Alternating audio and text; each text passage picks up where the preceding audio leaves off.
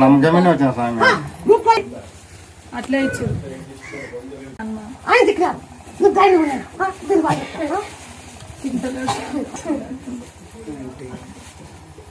నిమ్మపండు ఆయన రాకుండా నా పేరు చెప్పేస్తాను. నిమ్మపండు పిండి కాపండి తొలిచాకు నూనె దంచు దంచి జయ హనుమాన్ దిక్కుట జయ హనుమాన్ దిక్కు జయ హనుమాన్ బాగా అయినాక ఆయన సమేసి పెడతాను.